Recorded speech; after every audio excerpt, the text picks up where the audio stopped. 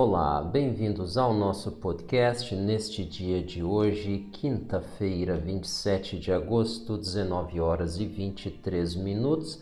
Nós temos o patrocínio de Jazz P2P, compra e venda de criptomoedas. O website é jazzp2p.com.br. O título do nosso podcast hoje é Alerta de Nível. Será que isso é algo bom? O que será que é isso daí? Bom, o alerta de nível que nós nos referimos ali na imagem é o nível d'água, então claramente está subindo, isso não é bom. Então o que poderia estar subindo que não é bom em criptomoedas? Bom, não são os preços delas, por exemplo, Bitcoin e Ethereum. Nós estamos falando da taxa de juros no título de 10 anos emitido pelo Tesouro do governo americano. Ali que está o problema, as famosas Treasury Bills, T-Notes 10 years, né? Então ali está o problema todo, ele começou a subir, nós já vamos mostrar o gráfico para vocês no final aí do nosso podcast. Quem vai ficar com nós então até o final vai ver isso aí em detalhes. Quem não tem essa possibilidade, saiba o seguinte: na nossa opinião, tão somente 2, a taxa de juros lá está subindo, isso derruba as criptomoedas também. Então tem uma série de ativos aí que vai sofrer com essa subida, ou como dizem aí nossos irmãos aí castelhanos, essa suba da taxa de juros, ela fortalece o dólar num primeiro momento, sim, e isso derruba então o preço dos principais ativos, entre eles mercado de ações, 2, ouro, 3, Bitcoin, e aí vem todas as criptomoedas, todas é exagero, todas as principais. Aí, claro, vai ter aquelas mini caps, micro caps, nano caps, né? Tem uma que até tem esse nome, que vão ter aí spikes esparsos, mas não é ali que a gente se deposita para construir patrimônio, né? Então, o que acontece? Nossa expectativa, água subindo, fortuna descendo. Então, muita atenção. Isso aí conjugado com nós já estarmos numa tendência de baixa e não termos rompido as principais médias móveis, isso aí nos aponta a direção que a gente acha que o mercado deve ir, e por conta disso nós já fizemos então a nossa saída. Para quem não vai ficar com nós até o final, tchau, boa noite. Nós já estamos aqui com o gráfico da Bitcoin em Tether na Binance, gráfico de 1 hora, estamos indo para lá neste momento, fique ligado. Então, o que nós temos aqui? Uma impossibilidade, não, né? Mas uma dificuldade de fazer o rompimento das médias móveis que estão numa configuração baixista e com viés de baixo, porque o preço está abaixo de todas elas. Então, nós temos aí a média móvel de 200, acima da de 50, acima da de 20, todas elas acima dos preços. E nós tentamos romper, não conseguimos e o volume está dentro do normal. Não tem como ser pior esse gráfico aqui. Claro que pode ser pior, podia estar dividido por 2, né? Mas não tem uma configuração mais baixista do que essa. Então, até que se prove o contrário, a gente vê pelo menos aqui uma revisita às mínimas, aqui nos 11K2. E aí a gente deve então continuar a trajetória de queda, tentando aí eventualmente cruzar para cima pelo menos a média de 20. Você pode ver aqui que houve aqui falsos rompimentos até da de 50. Então a gente vê aqui essa possibilidade de fazer novos testes, mas com os preços abaixo a gente vai arrastando para o fundo também a média móvel de 20, e aí com um pouco mais de receia de 50 e com muito pouca vontade a de 200, mas ela acaba indo junto também, elas três estão amarradas, né? Tudo é uma questão de tempo, literalmente, até que a gente consiga fazer um rompimento definitivo. Isso pode demorar um pouco, já vamos ver quanto aí para o final aí do nosso podcast, mas esse aqui é o cenário. Então, olhando aqui, nós vemos uma resistência aos 11.320 e depois 11.380. Então vamos arredondar, 11K3, 11K4. Essa aí é a nossa resistência, tá? Então não temos aqui suporte, Por quê? Porque o último candle que teve uma coluna significativa ficou lá em cima, nos levou aqui até a média de 200, e aí foi, né, marreteado até então as raias das 20, ou seja, nós perdemos 180, que coisa interessante, né? E aí continuamos nossa trajetória baixista. Isso aqui foi um sinal, tá? Isso aqui foi um sinal. Então, muita atenção. Vamos dar uma olhada então no gráfico diário. o que nós temos aqui, né? Nada como um dia depois do outro. Aí o que a gente vê também, estamos abaixo da média de 20 dias, fizemos um teste próximo da de 50 aqui, não chegamos lá, a gente acha que a gente deve conseguir isso aqui nos próximos dias. Vocês lembram quando a gente falou que os 12K era o topo, que a gente podia ter aí, quando a gente fez o primeiro teste aos 11K5, que nós avisamos que ia até os 11K5, e aí o que aconteceu? A gente disse que ele fez até com o gesto com as mãos, inclusive eu vou voltar aqui para a câmera para vocês verem. A gente fez assim, inclusive pode subir até os 11K8, subiu aos 11K8, depois ele cai. Tá caindo, deve cair um pouco mais. Até onde? Vamos voltar para o gráfico. Bom, a gente acha que cai pelo menos aqui até essa linha amarela, que é a média móvel dos últimos 50 dias. Vamos dar uma olhada aqui no valor, os 10K9. Então, a gente deve beijar as raias dos 11K. Então, os 11K aqui é um suporte, aqui a gente tem os 11K5 como resistência. Para quem está operando range, se compra o fundo, se vende o topo. Para quem está operando range, se compra o fundo, se vende o topo. Isso não é uma recomendação, não é uma sugestão, não é uma indicação, é a nossa opinião. Agora, se a gente fechar dia abaixo da média de 50 e os juros ainda continuam subindo, bom, aí vocês podem preparar a sacolinha de vocês para pegar ele aqui embaixo nos 9K6, tá? Essa aí é a nossa opinião, a nossa visão sobre o mercado. Vamos então para o gráfico semanal da Bitcoin. Aí o que a gente vê? Bom, aqui se nós tivermos aí um movimento um pouco maior, aí olha que interessante seria. Essa reta aqui ela não faz nada, tá? Ela é simplesmente a variação anual 2019 e aqui 2020 até o momento em que eu montei essa figura, nós estávamos aqui, a gente estava aqui em... Vamos dar uma olhada aqui no mês certinho. Nós estávamos em maio, né? Maio, mês das noivas, tá? Então a gente tem aqui um suporte semanal em 10K, mas a gente não acredita que ele seja testado ali. Então a gente pode focar ali nos 11K por enquanto, tá? Guardadas as proporções, a gente não acredita que os juros subam tanto assim ou que essa alta, então, nos juros leve os preços da Bitcoin a cair tanto assim, pelo menos por enquanto. Então, os 11K a gente vê como surefire, né? Ele deve ir para lá. Vamos dar uma olhada no ETH-USDT. O que é isso? É o par Ethereum Tether conforme negociação na Binance. Aqui a gente vê um viés igual, semelhante, mas né, algo mais aqui, ela tem um quê altista em relação a Bitcoin. Aqui ele testou, então, com um pouco mais de vontade, a sua média móvel, então, das últimas 20 horas, 382, então, funcionando aqui como resistência. A gente tem acima, se não me engano, 385, 384, então 382, 385, as resistências imediatas, média móvel das últimas 20, 50 horas, e vocês podem tirar os cavalos da chuva, né? Tu gostaria de ficar na chuva? Não, então não faz isso com o teu cavalo. 394 aqui, tá? Então, 394 a média móvel das últimas 200 horas, apesar de algumas horas atrás a gente ter feito um teste, foi o grande momento do futebol, né? Para quem não sabe, é o gol. Então, ali foi um momento de comemorar, de chutar e se abraçar, né? Então, aqui deveria ter vendido, tá? Mas, às vezes, a gente fica olhando aqui o elevador descer e se esquece de descer, né? Quando ele chega no nosso andar. Então, vamos dar uma olhada no dia, porque na hora que a gente não tem suporte, no dia a gente tem 350 out, não acreditamos que cheguemos até ali, não acreditamos que cheguemos até ali, tá? Então a gente fica preso aqui em termos técnicos. O que é isso? É o suporte aqui, 350, 390, tá?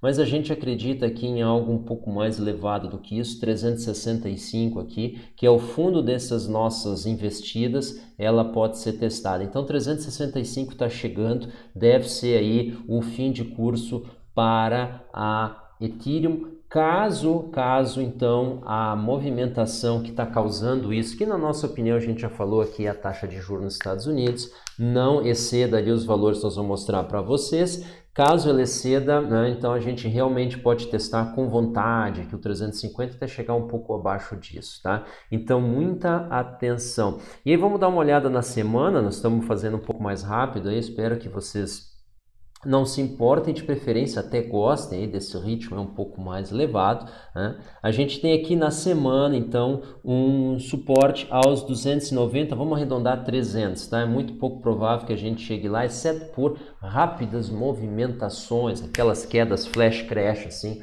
pode nos levar até lá, mas essa é tão somente a nossa opinião. E a gente começa a nossa movimentação pelo Brasil, e aí a gente, vindo para o Brasil, a gente coloca então para vocês aqui a estrela da noite, tá? Não é a estrela d'alva. A estrela d'alva, para quem não está a par aí dos fenômenos astronômicos, não astrológicos, por favor, os fenômenos astronômicos, a estrela d'alva é o planeta Vênus, tá? É a primeira estrela que surge aí logo após o pôr do sol. Em geral aqui, para quem está no hemisfério sul, claro, a gente lembra, o hemisfério norte enxerga um céu diferente, não tem cruzeiro do sul no hemisfério norte, tá? Então é o planeta Vênus, tá? Então dizer que é uma estrela não deixa de ser um exagero, né? E aí, o que nós temos aqui? Um movimento muito importante aconteceu, uma alta nos juros. Esse aqui é o gráfico semanal, a gente vê uma movimentação acontecendo, ela está aparentemente com uma vontade de cruzar para cima a média móvel dos 20 últimas, nós estamos aqui no gráfico semanal, as 20 últimas semanas, tá? Isso aí seria devastador, então, para os nossos ativos, e se ela subir isso aqui, ela pode chegar a fazer um teste ali, as raias do 1. Sim, é 1% a Selic deles, tá? É 1%. Ah, mas a nossa Selic está 2%. A nossa Selic não está 2%. Isso aqui é para inglês, não é nem para inglês ver, é para brasileiro ver, tá? Porque eu duvido que algum investidor estrangeiro empreste dinheiro para o Brasil a 2% ao ano em reais. Tá? Então dá uma olhada no C-Bonds ali, o rendimento ele deve estar em torno de 6%, 6, 7%. Então a gente deve estar pagando 6, 7% provavelmente em dólar para receber algum, tá? Então duvido que o Brasil, na situação atual, está conseguindo emitir título de dívida denominado em real. A gente provavelmente está fazendo isso em dólar, tá? Então muita atenção. Então, a Selic é para nós aqui, é para quebrar as nossas aposentadorias aí, não que eu conte com isso, mas tem gente que vive disso, né? Então, é bom que eles abram o olho e comecem a ler e não observar, então, né, aqueles programas que não levam a nada na televisão. E aí, o que a gente tem aqui, então? Ela está forçando a média móvel das últimas 20 semanas, que é praticamente os últimos 6 meses, né? 5 meses. E isso aqui é uma consequência da declaração, então, do Fed, né, após aí a última ata do FOMC, né, que é Open Market Federal Open Market Committee, né, é o comitê de Open Market, né, de mercado aberto do Fed, né? Então, o que nós temos aqui? Eles falaram o que eles não disseram na ata. Eles não disseram que iam controlar a taxa de juros. Isso não quer dizer que eles não vão controlar, eles não disseram que controlariam. Então, quem está acompanhando os nossos podcasts, isso é uma possibilidade de uma possibilidade. Aí nós tivemos aí, então, um início do movimento de alta, agora a gente vem fazendo um teste, é o teste mais convincente que a gente está fazendo da média da média semanal, da média das últimas 20 semanas, desde o ano passado. Vamos dar uma olhada aqui. Exatamente. Então, desde 2020, esse é o teste mais convincente até o momento, tá? O último teste foi anterior.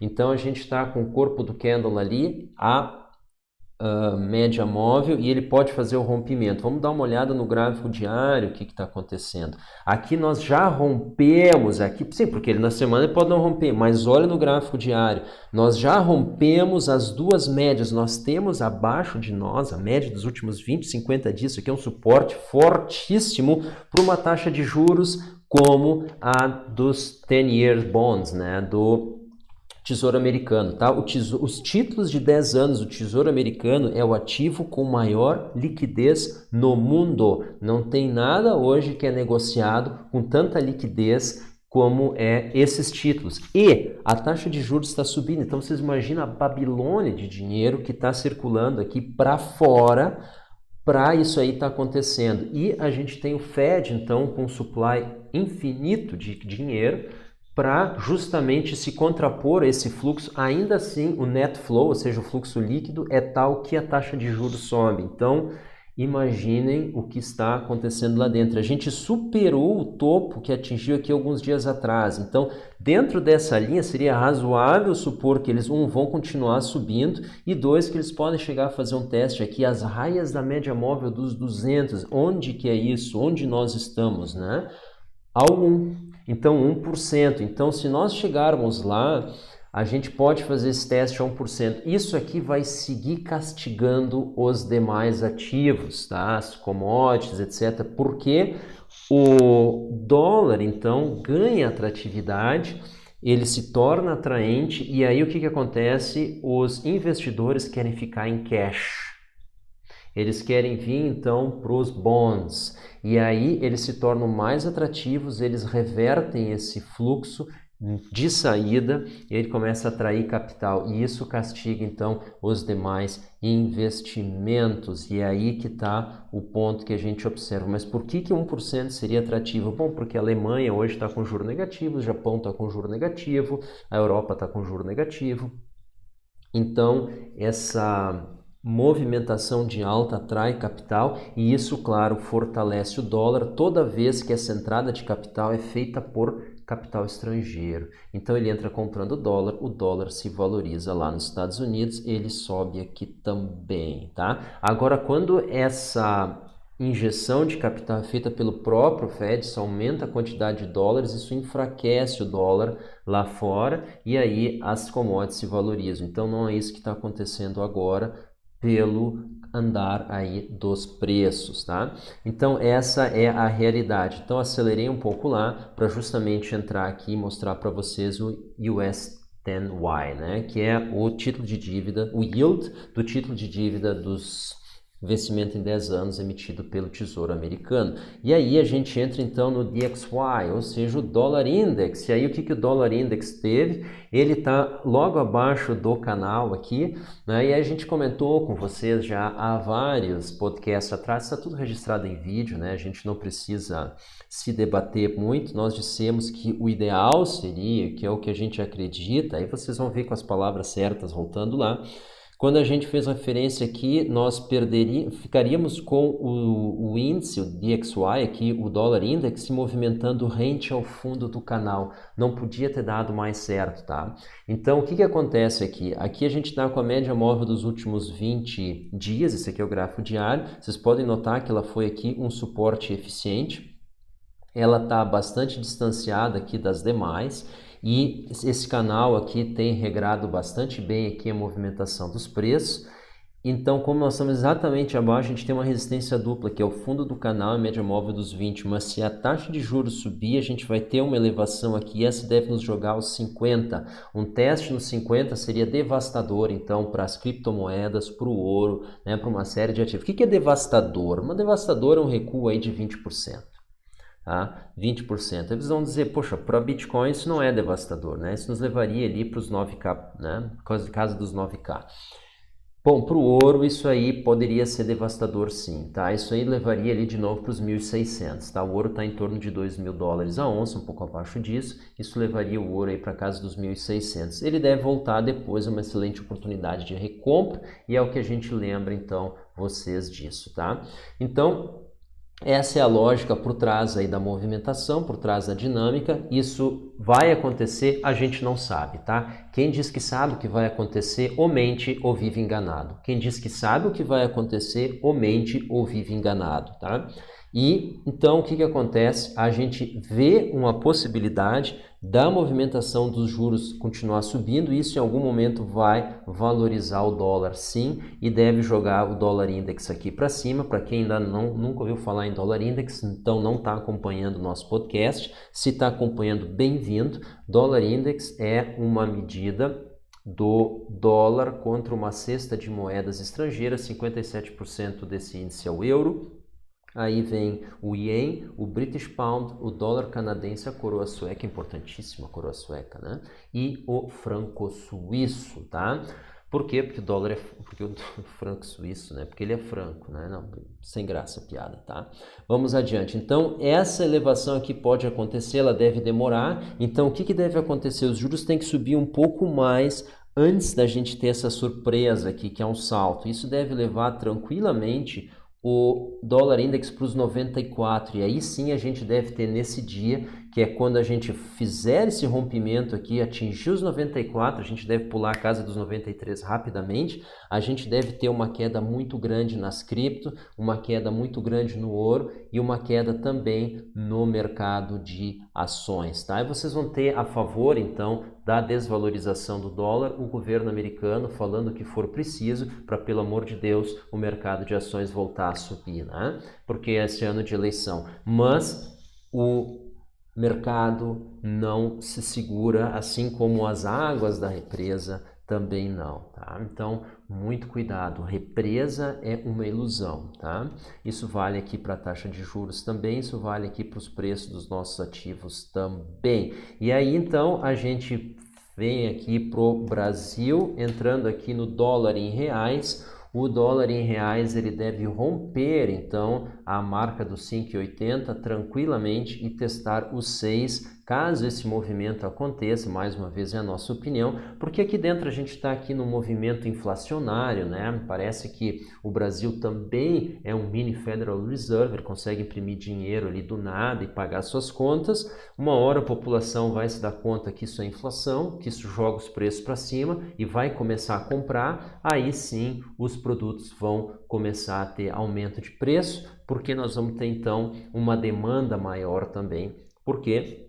Porque o brasileiro vai se dar conta que no fim do mês o preço vai estar maior, ele compra assim que ele recebe. Aí nós vamos voltar então para os ranchos, para as filas de supermercado e com esse negócio de distanciamento social, né, que é uma furada, tá? Tu tem uma série de evidências científicas dizendo que é uma furada e tu não tem nenhuma dizendo que isso ajuda, né? Mas os nossos políticos, eles têm medo, eles querem do quê? O voto e os impostos, tá? Então, somado a isso de quantas pessoas por metro quadrado, tu vai ter filas enormes e o pessoal vai ter mais um motivo para ficar triste e, claro, pobre. Então, vamos dar uma olhada aqui, o dólar a gente viu, a gente está com um suporte aqui aos 5,50, pode esquecer, ele vai testar a resistência, essa é a nossa opinião, e aí a gente vem para Bitcoin em reais, que acho que vocês devem estar esperando, ela deve cair? Não, aí que está, a alta do dólar lá fora, em função da valorização aí da taxa de juros, né, do aumento da taxa de juros, valoriza o dólar aqui dentro, que deve então se contrapor à desvalorização da Bitcoin lá fora e deixar o pessoal aqui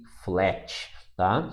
Então, no pior dos casos, a gente deve descer aos 60k, mas isso aí deve ser temporário, ele deve se recuperar então para casa dos 64, que é essa linha aqui das médias. Então, talvez que a gente veja é a média móvel então dos últimos 20 dias e dos últimos 50 dias convergindo aqui para um valor intermediário 62k. Então a gente vê aqui com essa movimentação do dólar para cima e da Bitcoin para baixo, um encontro então das médias e evidentemente dos preços aos 62k. A gente está com a média móvel de 50 aos 60, 64 de 20, elas devem descer para um valor intermediário, a gente está vendo aqui o 62k, e aí fica todo mundo ali até que essa movimentação se defina e aí a gente tenha de fato então uma direção maior. É isso, pessoal, esse foi o nosso podcast, a gente agradece a atenção, a gente agradece a audiência. E claro, a gente vem a cada 2 dias aqui, né? Então a gente, hoje quinta-feira, a gente deve voltar de novo no sábado, trazendo mais novidades para vocês. Vocês devem estar acompanhando aí, nós estamos começando a fazer lives, voltando a fazer lives, entrevistando. A gente tinha feito isso por um curto período, né? Entrevistamos aí 2, 3 pessoas, agora estamos voltando. A gente já entrevistou o Antônio Neto, da Serum, a gente entrevistou o Bruno Contardi, então, da InBlockchain, né? E a gente está buscando, então, mais pessoas, em especial alguém do projeto VET, que é uma aposta nossa também, a gente acredita que VET, que é isso? Que é veterinário, não, é VeChain, né? VeChain Tor, né? Pelo amor. Então, VeChain é um projeto que a gente acha interessante e a gente quer trazer, então, alguém do projeto para conversar e para entender melhor e, claro, dividir isso com vocês. Então, fiquem ligados, esse aí é o nosso foco. Pessoal, muito obrigado, até uma próxima. Tchau.